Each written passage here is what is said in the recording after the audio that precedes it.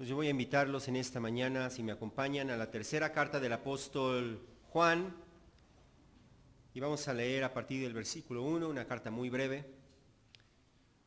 El Señor nos dice así: el anciano, al amado Gayo, a quien yo amo en la verdad. Amado, ruego que seas prosperado en todo, así como prospera tu alma, y que tengas buena salud. Pues me alegré mucho cuando algunos hermanos vinieron y dieron testimonio de tu verdad, esto es, de cómo andas en la verdad. No tengo mayor gozo que este, oír que mis hijos andan en la verdad. Amado, estás obrando fielmente en lo que haces por los hermanos y sobre todo cuando se trata de extraños, pues ellos dan testimonio de tu amor ante la iglesia. Harás bien en ayudarles a proseguir su viaje de una manera digna de Dios, pues ellos salieron por amor al nombre, no aceptando nada de los gentiles. Por tanto, debemos acoger a tales hombres para que seamos colaboradores en pro de la verdad. Escribí algo a la iglesia, pero Diótrefes, a quien le gusta ser el primero entre ellos, no acepta lo que decimos. Por esta razón, si voy, llamaré la atención a las obras que hace, acusándonos injustamente con palabras maliciosas. Y no satisfecho con esto, él mismo no recibe a los hermanos, se lo prohíbe a los que quieren hacerlo y los expulsa de la iglesia. Amado, no imites lo malo, sino lo bueno. El que hace lo bueno es de Dios, el que hace lo malo no ha visto a Dios. Demetrio tiene buen testimonio de parte de todos y de parte de la verdad misma. También nosotros damos testimonio y tú sabes que nuestro testimonio es verdadero. Tenía muchas cosas que escribirte, pero no quiero escribírtelas con pluma y tinta, pues espero verte en breve y hablaremos cara a cara. La paz sea contigo. Los amigos te saludan. Saluda a los amigos, a cada uno por nombre. Padre, te damos gracias. Señor, cuánto necesitamos que tú transformes nuestro corazón. Señor, que tú examines nuestra vida de manera que podamos nosotros ver si hay orgullo en nuestra vida, que podamos ver, Señor, si hay algo en nuestra vida que te estorba, y que tú, Señor, nos transformes de una manera que seamos ejemplos dignos de imitar. Y que nos haga, Señor, cristianos que imitan un buen ejemplo y no malos ejemplos, Señor. Habla a nuestra vida a través de esta carta, Señor. Imprime tu voluntad en nuestro corazón de manera que podamos nosotros honrarte y glorificarte al vivir cada vez más conforme a ella. Te lo pedimos, Señor, en el nombre de Jesús. Háblanos y cámbianos y transfórmanos. Y haznos, Señor, la iglesia que tú quieres que nosotros seamos. Te lo pedimos en el nombre de Jesús. Amén. Amén. Pues hoy vamos a concluir con las cartas que escribió el apóstol Juan. Recordamos, nosotros escribió 3 cartas. Y hoy vamos a adentrarnos en estudiar esta tercera carta. Si bien es cierto, la carta en sí misma es anónima, es decir, no nos especifica que el apóstol Juan haya sido quien la escribió. Sin embargo, nosotros tenemos evidencia de que fue el apóstol Juan el que escribió esta carta. De hecho, la segunda carta comienza diciéndonos que quien la escribió fue el anciano. Tanto la segunda carta como la primera carta comienzan diciéndonos que es el anciano. Y precisamente por esto es que algunos han conjeturado que no es el apóstol Juan, sino que es otra persona a quien se conocía en la iglesia como el anciano. Sin embargo, lo más probable es que este anciano que escribe esta carta es el mismo apóstol Juan. ¿Cómo sabemos eso? Principalmente por la evidencia interna. Recordamos nosotros que le llamamos evidencia interna al texto mismo, al contenido de esta carta. Porque cuando nosotros comparamos las 3 cartas, primera, segunda, tercera carta del apóstol Juan, cuando nosotros las comparamos nos encontramos asombrosas similitudes en su contenido, similitudes en los temas que trata, similitudes en su vocabulario, similitudes en su sintaxis. Y todas estas similitudes sugieren fuertemente que las tres cartas fueron escritas por la misma persona. Por otro lado, la evidencia externa no es tan sólida como para que nosotros podamos concluir sin lugar a dudas que esta carta la escribió el apóstol Juan. Recordamos nosotros que le llamamos evidencia externa al testimonio de los primeros líderes de las iglesias después de los apóstoles. Ellos tuvieron contacto directo con los apóstoles, de tal manera que el testimonio de ellos es una manera en que nosotros podemos conocer quiénes fueron los escritores de estas cartas. El testimonio de los primeros padres de las iglesias no es unánime en cuanto a que haya sido el apóstol Juan. Sí es un fundamento sólido en cuanto a primera carta de Juan, pero no tanto en cuanto a segunda y a tercera, precisamente porque algunos de ellos pensaban que el anciano era otra persona distinta del apóstol Juan. Sin embargo, cuando nosotros examinamos y en base a la evidencia interna que yo decía, y nosotros comparamos tanto la segunda carta, la tercera carta con la primera carta, nos encontramos estas similitudes que fuertemente sugieren que fue escrita por la misma persona, y dado que primera carta de Juan no existe duda en cuanto a que fue el apóstol Juan, de esa manera es que nosotros concluimos que lo más probable es que el escritor de las tres cartas fue el apóstol Juan, y que este apóstol Juan era conocido también como el anciano. Así que entonces, en estas cartas el apóstol Juan nos habla acerca de verdades esenciales que nosotros necesitamos conocer como una iglesia y como cristianos. Esta carta fue escrita entonces cerca del año 90-95 más o menos de nuestra era. Fue escrita en Éfeso, lo más probable, y fue escrita a iglesias locales que estaban en los alrededores de la ciudad de Éfeso. Debemos nosotros recordar cuál fue el propósito de estas cartas. Debemos recordar nosotros que el propósito de la primera carta es advertirnos acerca de los falsos maestros que han surgido dentro de la iglesia. Los falsos maestros surgen dentro de la iglesia. Y ellos salen de la iglesia, ellos dejan de someterse a la verdad, dejan de andar en el camino de la verdad para andar en el camino del error. Y el apóstol Juan nos ha enseñado en su primera carta cómo debemos identificar a los falsos maestros. Más tarde, en su segunda carta, él nos advierte que esos falsos maestros que han salido de la iglesia andan itinerantes buscando cómo infiltrarse en otras iglesias para sembrar sus semillas de error, para sembrar esas falsas doctrinas, de tal manera que nosotros debemos identificarlos y debemos nosotros, como dice el apóstol Juan, no recibirlos, no darles la bienvenida, no darles entrada en nuestra vida, sino más bien rechazar sus enseñanzas, no prestando error a estas. Y ahora, en su tercera carta, Juan nos advierte que no todos los predicadores son falsos predicadores. Es decir, él nos ha advertido acerca de la presencia de falsos predicadores, pero el error que nosotros podemos cometer es desconfiar de todos al grado de que no recibimos a nadie. Y entonces el apóstol Juan escribe esta carta precisamente para enseñarnos el balance de que así como hay falsos predicadores, también hay predicadores conforme a la verdad. Y nuestra responsabilidad es identificar a estos predicadores que enseñan conforme a la verdad y apoyar la labor que ellos están haciendo. De tal manera que en esta carta el apóstol Juan nos presenta ejemplos que son dignos de imitar, por un lado, y también ejemplos que no son dignos de imitar.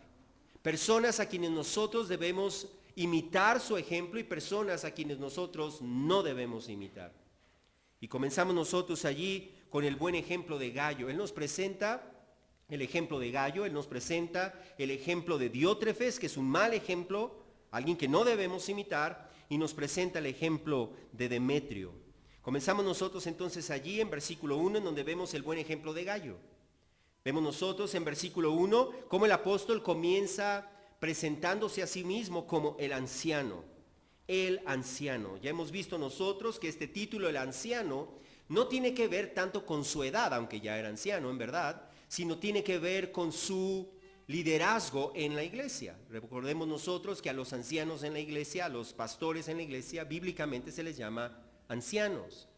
Y esta persona, este anciano, era un líder en la iglesia local, probablemente en Éfeso, pero no solamente en la iglesia local, sino que su autoridad era reconocida en otras iglesias locales, lo cual sugiere que tal persona era efectivamente un apóstol. Recordemos nosotros que los ancianos de las iglesias tienen autoridad en el rango de la iglesia local donde Dios les ha puesto a servir. Sin embargo, los apóstoles tenían autoridad sobre todas las iglesias por cuanto ellos eran portavoces directos de la palabra de Dios en un tiempo en el que no tenían ellos todavía el Nuevo Testamento. Así que las iglesias conocían la palabra de Dios a través de las escrituras del Antiguo Testamento y a través de las enseñanzas de los apóstoles. Por eso ellos tenían autoridad sobre todas las iglesias. Y esta persona, este anciano, claramente podemos ver que al estar escribiendo a otras iglesias, él tiene autoridad en estas iglesias. Por lo tanto, podemos sugerir nosotros, esta es una idea sugestiva de que él era un apóstol. Luego la carta nos presenta al destinatario. Nos dice allí que el destinatario era un hombre llamado Gayo. Dice, el anciano al amado Gayo, a quien amo en la verdad. Este hombre llamado Gayo era amado por el apóstol Juan.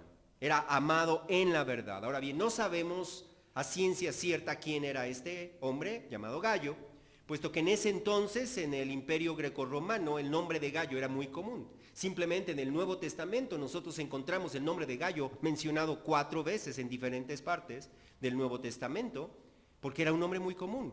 Y no hay ninguna evidencia de que este Gayo sea el mismo que se menciona en otras partes en el Nuevo Testamento.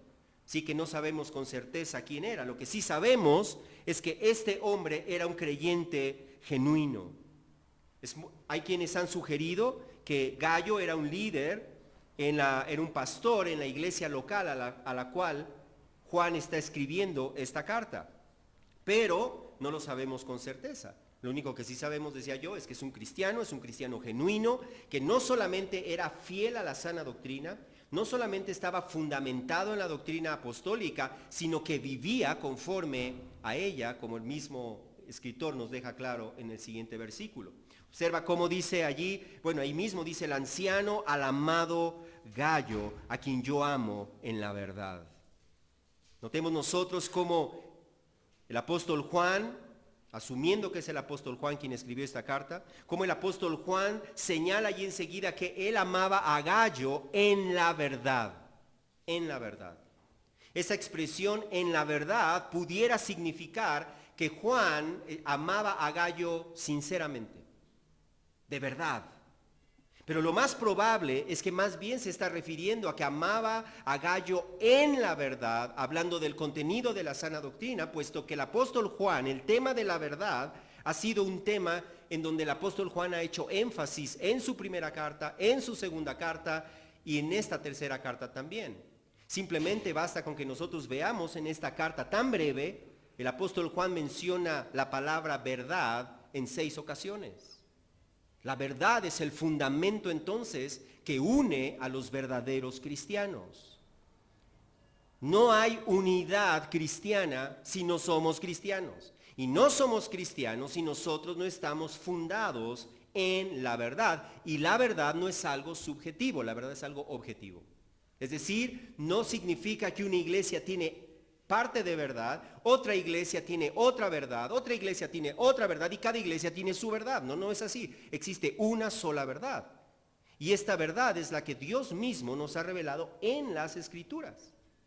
De tal manera que todos aquellos que compartimos la verdad, que creemos la verdad, que nos fundamentamos en la verdad, somos uno. Somos uno, somos hermanos en Cristo. Recordemos nosotros cómo en la primera carta el apóstol Juan nos dice en capítulo 1, versículo 3, que aquellos que han seguido la enseñanza apostólica, aquellos que reciben lo que los apóstoles nos han enseñado, esos son los que tenemos comunión unos con otros, dice, y tenemos comunión con el Padre y con su Hijo Jesucristo. Así que entonces solamente aquellos que siguen la enseñanza de la verdad que tenemos en las Escrituras, tenemos comunión unos con otros. Somos miembros de la misma familia. Somos miembros del pueblo de Dios. De igual manera, en su primera carta, en el capítulo 2, versículo 19, Él nos ha dicho que quienes se apartan de la verdad, quienes salen de nosotros, en realidad no eran de nosotros. Aquellos que no escuchan la verdad no son de nosotros.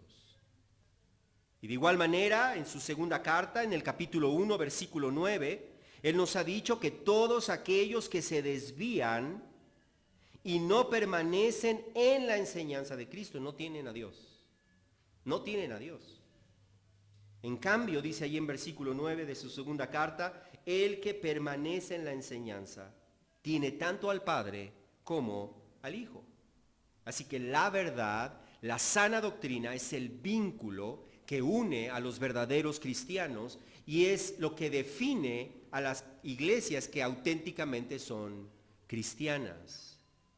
Por lo tanto, somos uno con todos aquellos que aman la verdad, que están en la verdad, que caminan en la verdad, que hablan conforme a la verdad, ya sea que estén en nuestra propia iglesia local o en otras iglesias locales.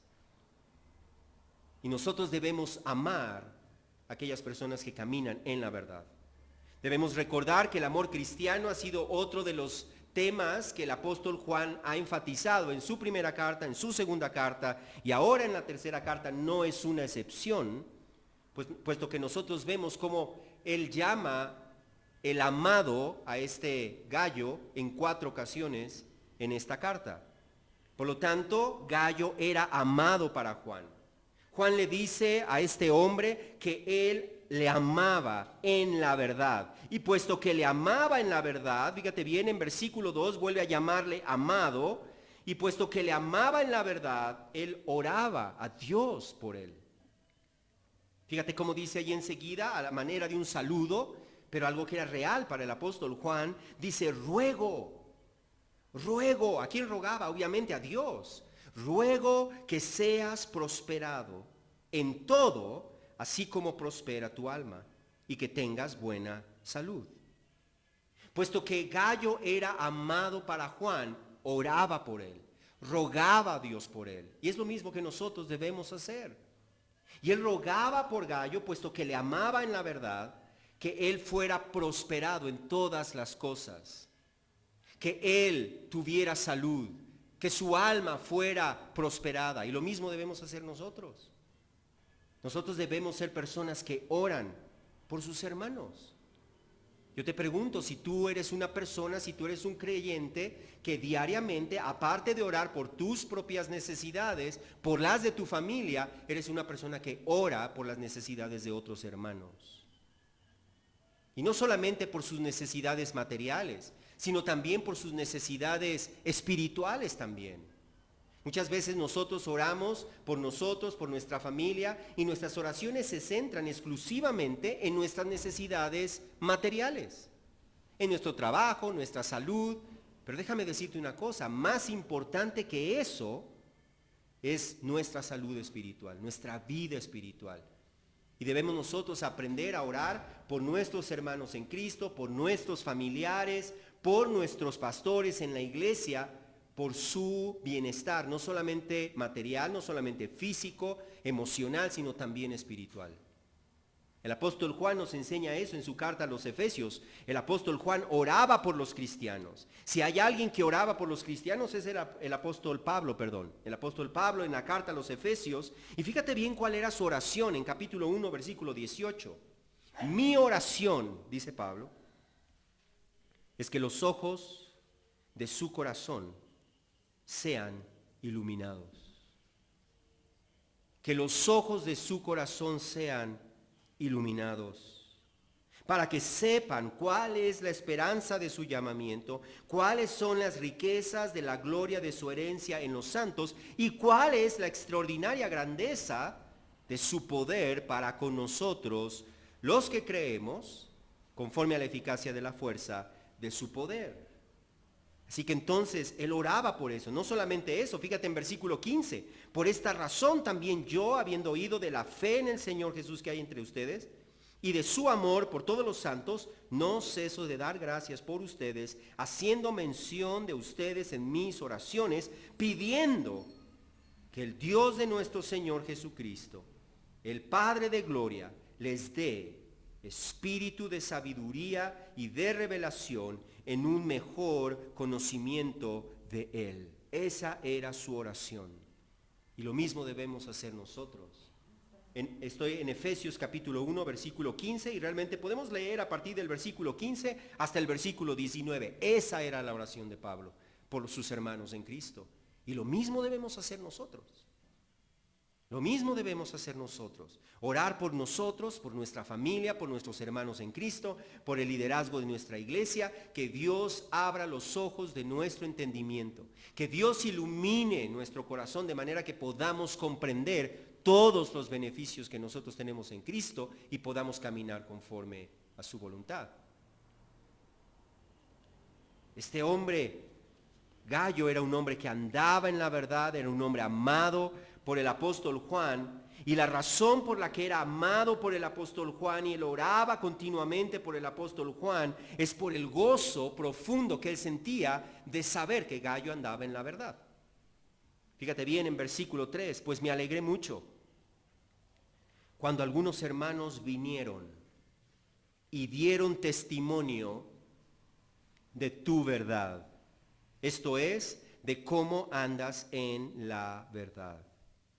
Si nosotros preguntamos a los hermanos en la iglesia si ellos andan en la verdad, la gran mayoría de los hermanos en la iglesia van a decir que sí. Pero la pregunta que sigue a esa es, ¿y los demás pueden ver que tú andas en la verdad? Es decir, el hecho de que tú andes en la verdad es algo tan evidente que los demás hermanos pueden dar testimonio de que tú andas conforme a la verdad. Porque así era este hombre Gayo. Fíjate cómo dice, yo sé que tú andas en la verdad porque tú me dices que andas en la verdad. No dice eso. Dice, yo sé que tú andas en la verdad porque los hermanos que vinieron dieron testimonio de tu verdad, de cómo tú andas en la verdad. Y eso nos muestra entonces que andar en la verdad es mucho más que saber la verdad. Andar en la verdad no significa solamente conocer la verdad, poder recitar la verdad, poder saber versículos bíblicos y dónde se encuentran los pasajes en la Biblia. Eso no necesariamente significa que alguien está caminando en la verdad. El caminar en la verdad es algo que se ve en nuestra vida. De hecho, a lo largo del Nuevo Testamento nosotros encontramos que este verbo andar en la verdad tiene que ver con vivir en la verdad. La pregunta entonces es si las cosas que nosotros vamos aprendiendo, vamos dejando nosotros que bajen a nuestro corazón de manera que nosotros vivamos conforme a eso. Hermanos, no nos sirve de nada ser expertos, eruditos, conocedores de las escrituras y de las doctrinas si no vamos a vivir a la luz de ellas. No nos sirve de nada. Y no solamente no nos sirve de nada, sino que es para nuestro propio perjuicio, puesto que la Biblia, Jesús dijo claramente que aquellos a quienes mucho se les da, mucho se les va a exigir. Entonces debemos nosotros dejar que la palabra de Dios vaya permeando en nuestra vida de manera que como Gayo vivamos conforme a la verdad y otros puedan dar testimonio de que andamos en la verdad. Y este andar en la verdad no solamente produce gozo en nuestra vida, sino produce gozo en aquellos que cuidan de nosotros. Fíjate bien como el apóstol Juan nos dice en versículo 4. No tengo mayor gozo que este, oír que mis hijos andan en la verdad. Ese es el corazón de un pastor conforme al corazón de Dios. Ese es el corazón de un pastor que no anda detrás del dinero y de los bienes de la gente de la congregación. Es alguien que se goza profundamente y su gozo es ver que aquellos que Dios ha puesto bajo su cuidado andan en la verdad, que caminan en la verdad, que obedecen la verdad, que guían su vida con la verdad. Pero de la misma manera, hermanos, no hay algo que cause mayor pesar, carga, dolor, frustración, angustia al corazón de un pastor que es conforme al corazón de Dios, que ver a sus hijos no andar en la verdad. De hecho, el apóstol Pablo experimentaba por algunas iglesias este mismo pesar. Ahí en segunda carta a los Corintios Nosotros vemos cómo esta iglesia, los corintios, era un dolor de cabeza para Pablo. Amaba a los hermanos. Y él anhelaba que ellos anduvieran conforme a la verdad. Pero desgraciadamente estos hermanos tenían tanta la influencia del mundo y dejaban tanto entrar la influencia del mundo a sus vidas que continuamente el apóstol Pablo tenía que estarles recordando que debían vivir conforme a la verdad. Y eran un dolor en su corazón.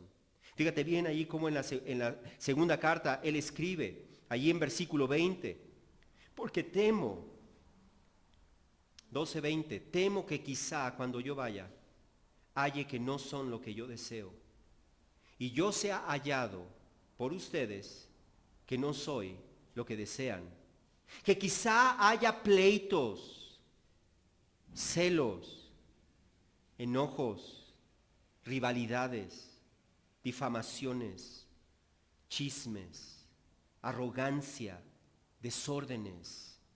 Temo que cuando los visite de nuevo, mi Dios me humille delante de ustedes y yo tenga que llorar por muchos que han pecado anteriormente y no se han arrepentido de la impureza, inmoralidad y sensualidad que han practicado.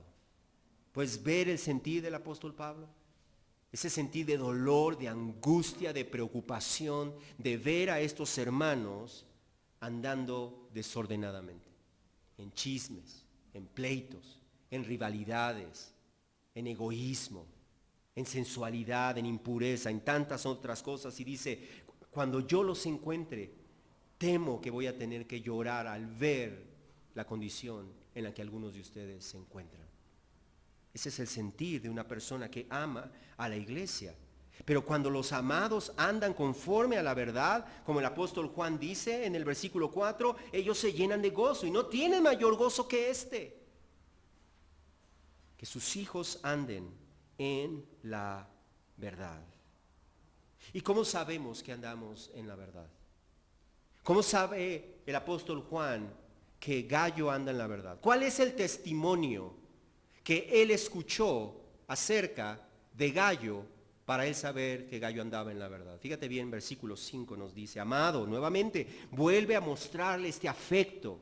Amado, estás obrando fielmente en lo que haces por los hermanos. Y sobre todo cuando se trata de los extraños, pues ellos han dado testimonio de tu amor ante la iglesia.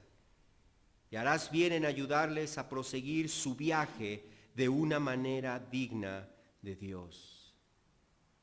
El apóstol Juan le dice, amado, estás haciendo bien. Estás obrando fielmente en lo que haces. El apóstol Juan no le va a dar una instrucción acerca de algo que Gayo no estuviera haciendo. Está reconociendo lo que él ya hacía. Haces bien en hacer lo que haces. Te estás comportando fielmente en hacer lo que estás haciendo por los hermanos. Y sobre todo cuando se trata de extraños, pues ellos han dado testimonio de tu amor ante la iglesia. ¿Cómo sabemos nosotros entonces que Gayo estaba caminando en la verdad por el amor que él estaba mostrando a los hermanos? En especial aquellos hermanos que eran extraños, que no eran de su iglesia local. Y este Gayo era un hombre dedicado, fiel en lo que él estaba haciendo.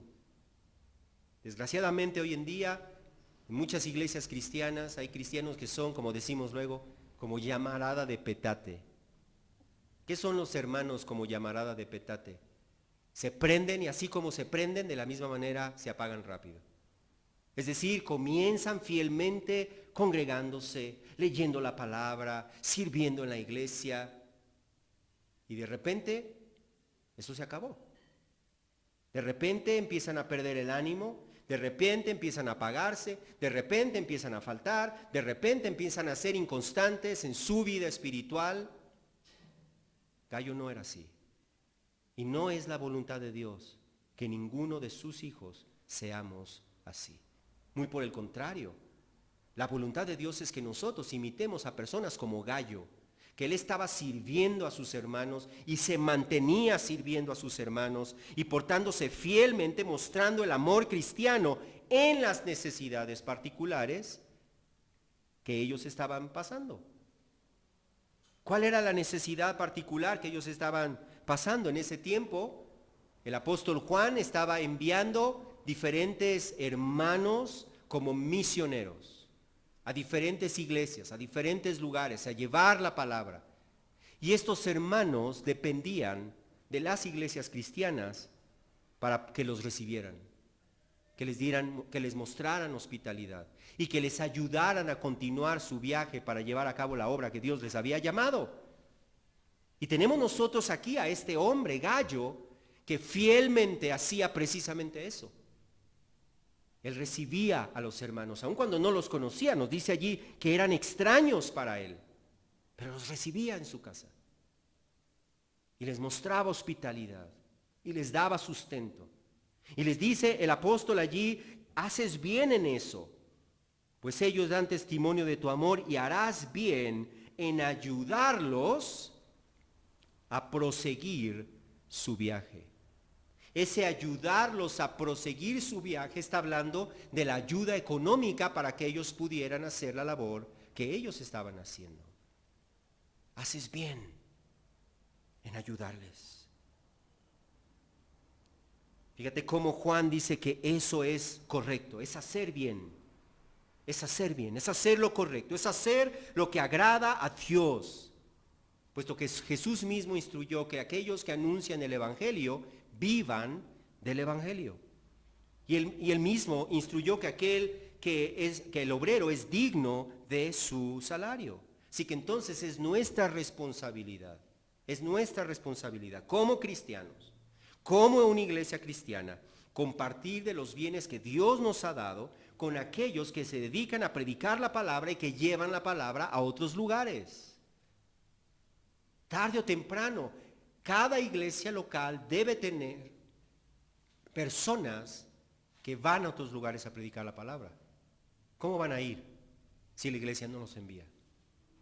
¿Cómo van a ir si no hay quien apoye y los encamine para que ellos puedan hacer la labor que Dios les ha llamado a hacer? Es nuestra responsabilidad. Y hacemos bien, como dice allí a Gallo, hacemos bien en ayudar a esas personas a proseguir su viaje de una manera digna de Dios. El mismo apóstol Pablo dijo eso. Nosotros tenemos el ejemplo y podemos leerlo en la carta a los filipenses. Los filipenses era una iglesia que continuamente apoyaba al apóstol Pablo en su obra misionera, enviándole ofrendas económicas una y otra vez para que el apóstol Pablo pudiera dedicarse a la obra de la palabra de Dios. Y él les dice allí en la carta a los filipenses en el capítulo 5, él les dice que eso que ellos habían enviado era un fragante aroma, sacrificio aceptable, agradable a Dios. 1 Corintios 5, 18 les dice eso. Es agradable a Dios. Es un fragante aroma. Es un sacrificio aceptable y agradable a Dios. Y es por eso que Juan dice, haces bien en apoyar la obra misionera.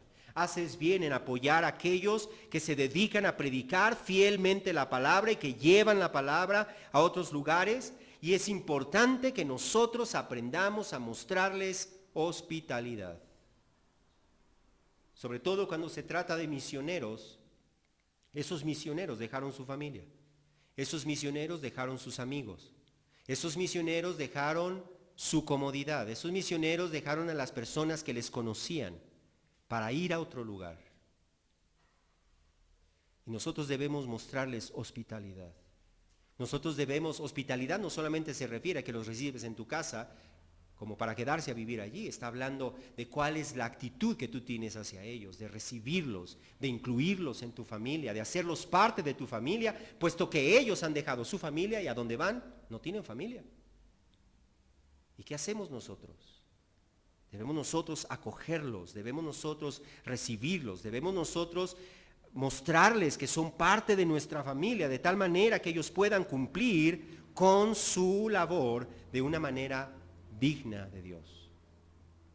de una manera digna de Dios. Y hay 3 razones por las cuales nosotros debemos apoyarles. Y el apóstol Juan nos da 3 razones allí de por qué debemos apoyar a aquellos que se dedican a predicar la palabra y llevar la palabra a otros lugares también. ¿Por qué debemos hacerlo? 3 razones. Razón número 1 está allí en versículo 7. Pues ellos salieron por amor al nombre. Pues ellos salieron por amor al nombre. Esa es la primera razón. La primera razón es que aquellos que llevan la palabra a otros lugares han salido de su medio, de su comodidad, de su familia, dejando padres y hermanos y amigos, trabajo, estabilidad, oportunidades, por amor al nombre. Ni siquiera te conocían. Ni siquiera te conocían. Ellos salieron por amor al nombre, y se está refiriendo al nombre de Cristo, para extender la gloria de Cristo, para proclamar el evangelio de salvación en otros lugares. ¿Qué es lo que ellos están buscando? Si ellos estuvieran buscando comodidad, se hubieran quedado donde estaban. Si ellos estuvieran buscando amor y compañerismo, se hubieran quedado con sus familias. Si ellos estuvieran buscando sustento económico, seguramente tendrían más oportunidades en donde ellos vivían, donde ellos tenían contactos, donde ellos conocían personas. ¿Por qué salieron entonces? Por amor del nombre. Porque ellos quieren que Cristo sea exaltado, porque ellos quieren anunciar el nombre de Cristo y quieren que otros vengan al conocimiento de Cristo de la misma manera que ellos le conocen a Él. Por lo tanto, nosotros debemos ayudarles, nosotros debemos recibirles, nosotros debemos reconocer ese sacrificio que ellos han hecho, porque ciertamente es un sacrificio. Un sacrificio que a veces las personas en la iglesia no entendemos porque no nos ha tocado vivir exactamente ese contexto. ¿Por qué debemos apoyarles? Porque reconocemos su sacrificio. Segunda razón, dice enseguida, versículo 7, no aceptando nada. Ellos salieron por amor al nombre, no aceptando nada de los gentiles. ¿Cuántos de ustedes saben que el mundo no brinda sustento a aquellos que salen a predicar la palabra? Algunos de ustedes han escuchado de un fondo del gobierno para apoyar a aquellos que predican la palabra. No lo hay. No lo hay, porque para el mundo eso no es trascendente, para el mundo eso no es importante. De tal manera que estas personas salen sin tener un trabajo, sin tener un ingreso por la obra del Evangelio. Y a donde ellos llegan, muchos de ellos tienen que buscar un medio de sustento, mientras ellos comienzan la obra misionera a fin de poder tener contacto con personas en donde ellos no conocen personas, a fin de poder sostener a sus familias para poder llevar el Evangelio y ser de bendición para otros. Ellos no reciben ese apoyo del gobierno, ellos no reciben ese apoyo del mundo, ellos no reciben ese apoyo, como dice allí, de los gentiles. De tal manera que si la iglesia no los apoya, mi pregunta es, ¿quién lo hará? ¿Quién esperas que lo haga? Y muchos cristianos en las iglesias viven pensando pues que se sostengan solos. El apóstol Pablo nos enseña claramente en 1 Corintios 9 que el que ara debe arar con esperanza. Y el que trilla debe trillar con la esperanza de recibir de la cosecha. Y luego pregunta, si en ustedes sembramos lo espiritual, ¿será demasiado que de ustedes cosechemos lo material? Es decir, si nosotros hemos sembrado en la vida de ustedes lo que ha traído a sus vidas vida eterna, lo que ha sido de bendición para ustedes y sigue siendo de bendición para ustedes, dice, es gran cosa que podamos compartir de ustedes lo material. Así que entonces quienes se dedican a servir en la iglesia la palabra de Dios y llevar la palabra de Dios a otros lugares, necesitan del apoyo material, necesitan del apoyo espiritual, necesitan del apoyo emocional de la iglesia. Ellos necesitan de nuestro cuidado, ellos necesitan de nuestro sustento, ellos necesitan de nuestra hospitalidad, ellos necesitan de nuestra amistad y de nuestro afecto. Tercera razón, versículo 8. Por tanto debemos acoger a tales personas. Por tanto, por su sacrificio y porque si nosotros no apoyamos la obra misionera, nadie más lo hará, debemos acoger a tales hombres. Y luego fíjate bien una tercera razón, para que seamos colaboradores en pro de la verdad. No todos hemos sido llamados a ir a las naciones, no todos hemos sido llamados a ir a iniciar una iglesia en alguna otra ciudad. No todos hemos sido llamados a ir físicamente, pero podemos enviar. Y al enviar nosotros estamos siendo parte de esa obra misionera. Cuando nosotros enviamos a una persona y nosotros sostenemos a esa persona, estamos contribuyendo para que Cristo sea anunciado. Estamos siendo copartícipes en el Evangelio, colaboradores en el Evangelio. El apóstol Pablo mismo le dice a esos cristianos en Filipos, les dice, ustedes son participantes conmigo de la gracia. Ustedes son colaboradores conmigo. ¿Eso qué quiere decir? Que la misma recompensa que el apóstol Pablo iba a recibir por la obra misionera es como si ellos mismos hubieran ido con él. Y ellos van a recibir parte de la recompensa de esa cosecha. Jesús mismo enseñó eso. Jesús mismo dijo en Mateo 10, versículos 41 y 42, el que recibe a un profeta como profeta, recibirá recompensa de profeta. Y el que recibe a un justo como justo, recibirá recompensa de justo. Y cualquiera que como discípulo debe beber, aunque solo sea un vaso de agua fría a uno de estos pequeños, en verdad les digo que no perderá su recompensa. Así que entonces debemos ser partícipes con la verdad, tal como Gallo lo estaba haciendo.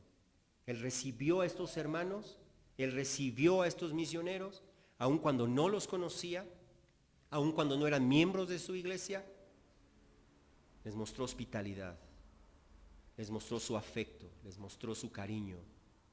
Y estos hermanos regresaron a la iglesia donde Juan era anciano y dieron testimonio de su amor. Y por eso es que el apóstol Juan podía saber que efectivamente Gallo andaba en la verdad. En la verdad. Desgraciadamente no todos son buenos ejemplos.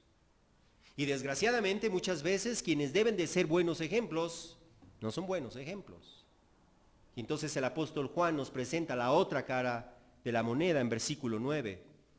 Escribí, pero Diótrefes, a quien le gusta ser el primero entre ellos, no acepta lo que decimos. Ahora nos va a presentar un ejemplo que no es digno de imitar, un ejemplo que no debemos nosotros imitar. Y esa persona, aunque no sabemos muchos detalles en cuanto a ella, sí sabemos una cosa. Número uno, que ese Diótrefes era un líder en la iglesia. Y sabemos también que había algo en su vida que le estorbaba. Y es que era un hombre orgulloso. Es que era un hombre soberbio. Es que era un hombre que amaba el poder. Un líder en la iglesia que amaba el poder. Fíjate bien cómo nos dice, le escribí algo a la iglesia, pero Diótrefes, a quien le gusta ser el primero entre ellos, no acepta lo que decimos. A él le gustaba ser el primero. A él le gustaba ser el primero entre ellos. Eso nos habla acerca de su carácter orgulloso, egocéntrico, egoísta, prepotente. Nosotros no sabemos, no tenemos esa carta no es la segunda carta de Juan. Nosotros no sabemos, esa carta se perdió. Hay quienes incluso dicen que probablemente Diótrefes recibió esa carta y la deshizo. No sabemos en realidad. Lo que sí sabemos es que no tenemos esa carta. Y que Diótrefes, aun cuando Juan había escrito a la iglesia, Diótrefes no aceptaba lo que decía. No recibía ni al apóstol Juan, ni las cartas del apóstol Juan, ni a los mensajeros del apóstol Juan. ¿Y por qué no lo hacía? Nos dice allí, porque él amaba, le gustaba ser el primero entre ellos.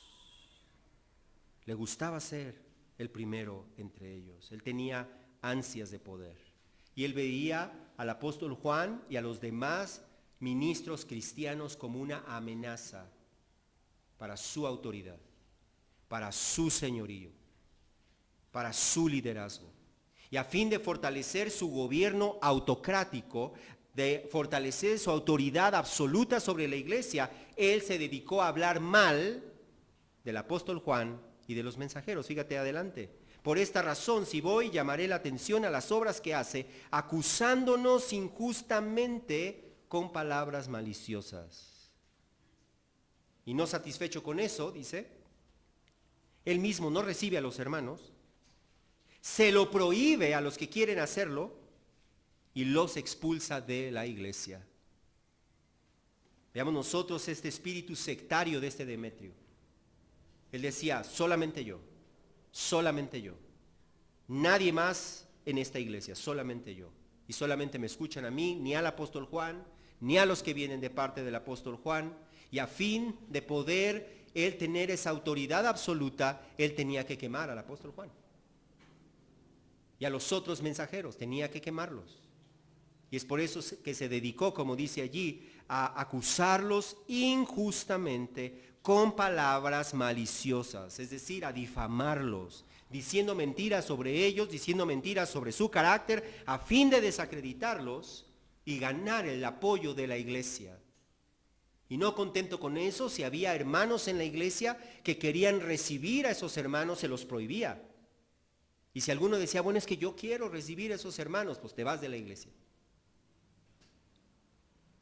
Un gobierno autoritario, un déspota en la iglesia.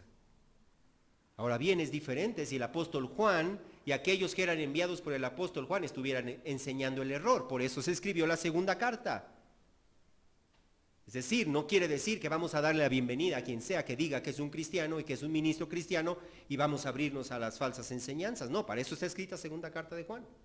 Para advertirnos, no todos son. Pero aquellos que sí son, debemos nosotros recibirlos, debemos nosotros mostrarles hospitalidad, debemos apoyarlos, debemos escucharlos. Y muchas veces en nuestra propia vida esta es la razón por la cual no escuchamos a aquellos que nos hablan la palabra de Dios, ¿sí o no? Por orgullo.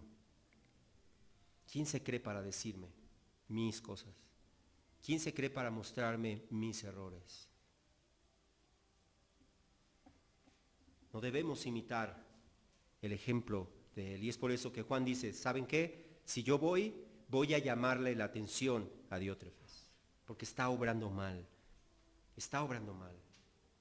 Y es necesario que sea él confrontado. ¿Por qué? Porque esa no es el liderazgo que el Señor nos ha enseñado que debemos nosotros llevar a cabo en la iglesia.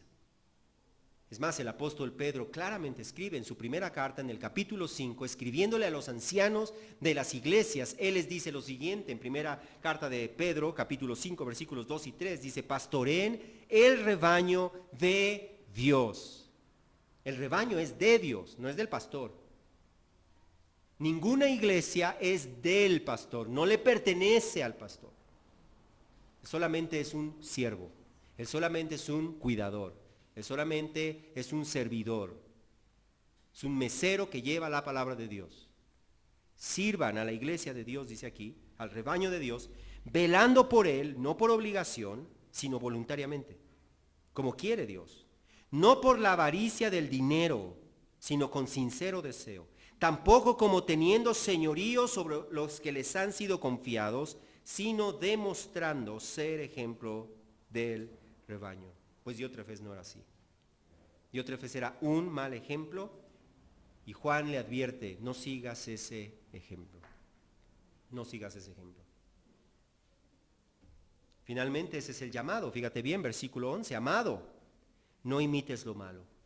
No imites lo malo, sino lo bueno. El que hace lo malo, el que hace lo bueno, es de Dios. El que hace lo malo no ha visto a Dios. Con estas palabras el apóstol Juan nos llama a tener cuidado del ejemplo que seguimos. Tengan cuidado del ejemplo que siguen. No basta solamente con el conocimiento. Tenemos que ver la vida. Por eso es que el patrón bíblico que nosotros tenemos en las Escrituras no es de un pastor que está en una pantalla de televisión. Eso no es un pastor. No puedes ver su vida, no puedes ver su familia, no puedes ver su ejemplo. Y el escritor a los hebreos claramente dice que imites considerando el ejemplo de su conducta, de su vida, de su fe. Imites esa fe. No puedes imitar la fe de alguien que no ves más que en una pantalla de televisión. El pastor, como dice el apóstol Pedro, ha sido llamado a cuidar el rebaño que está entre. Él está en medio de ese rebaño. Y debemos nosotros aprender a examinar la vida también de nuestros líderes e imitar su buen ejemplo. Aquellos que no tienen un buen ejemplo, dice allí, aquellos que hacen lo malo, que practican lo malo, que no andan conforme a la verdad, no han visto a Dios. Finalmente tenemos otro buen ejemplo. Él hace un sándwich, dos buenos ejemplos, un mal ejemplo en medio. Termina con un buen ejemplo. Y eso nos da un buen sabor de boca. Dice, ¿a quiénes debemos recibir? ¿A quiénes debemos nosotros imitar? Personas no como Diótrefes, sino personas como Demetrio. Este tiene, dice en versículo 12, este tiene un buen testimonio de parte de todos. ¿Te das cuenta? Él tiene un buen testimonio de parte de todos y de parte de la verdad misma, y también nosotros damos testimonio, y tú sabes que nuestro testimonio es verdadero. Eso es todo lo que dice acerca de Demetrio, pero no necesitamos saber más acerca de él, porque los hermanos daban buen testimonio de él. Su vida daba testimonio de que andaba en la verdad.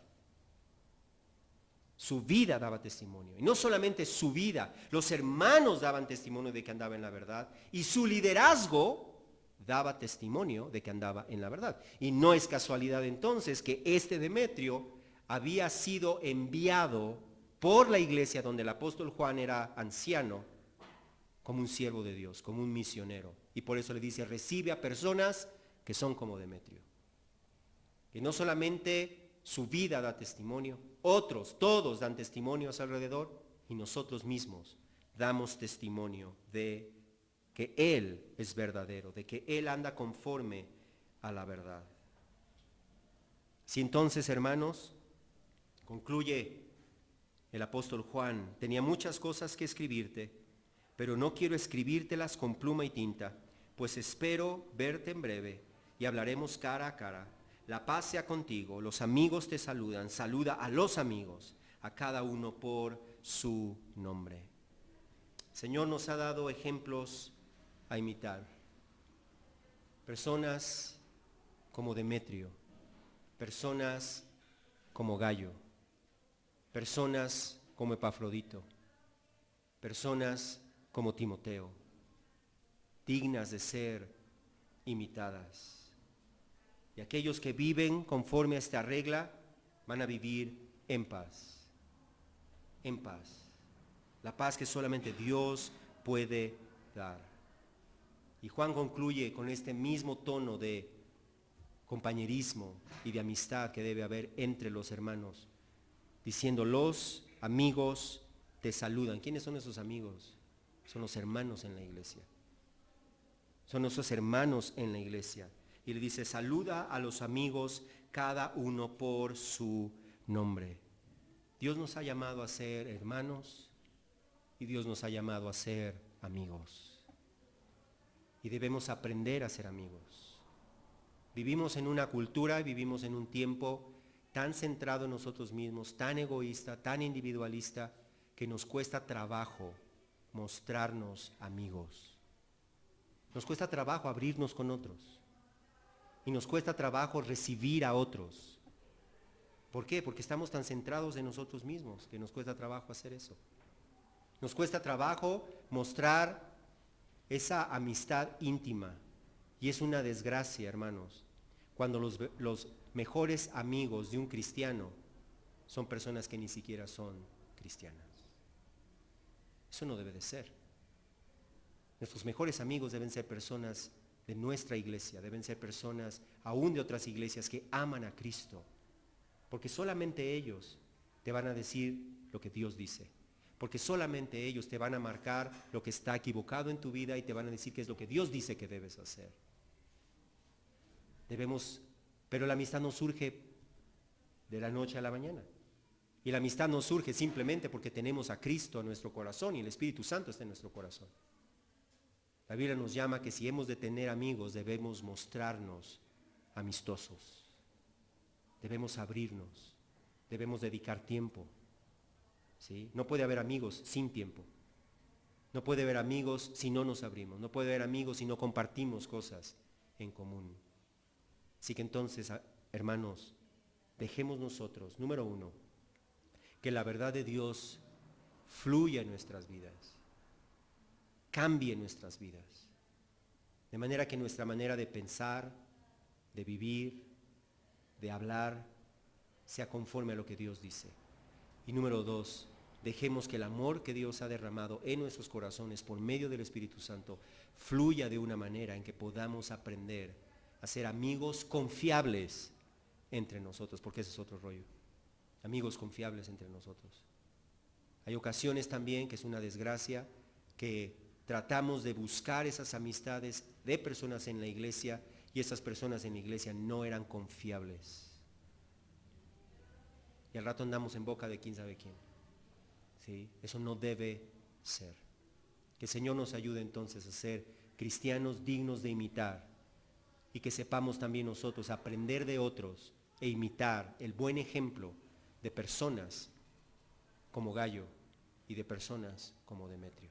Vamos a orar. Padre, te damos gracias, Señor, que tú nos has puesto en una iglesia local y nos has rodeado de personas a quienes nosotros podemos imitar y a quienes nosotros debemos imitar.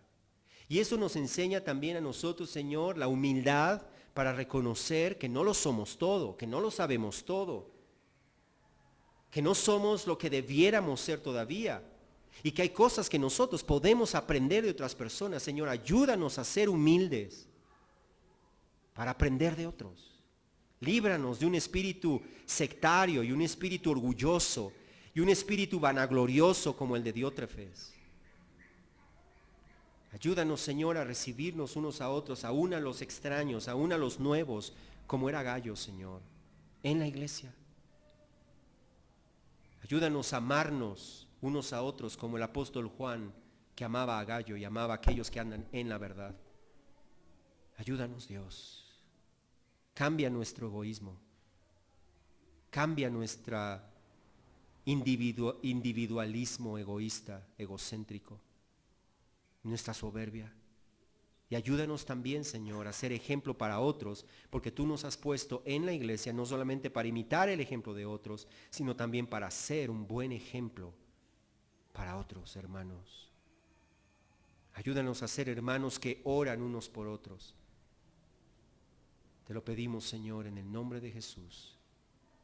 Y te damos gloria a ti, porque eres tú quien edifica a tu iglesia por medio de tu pueblo, en el nombre de tu Hijo.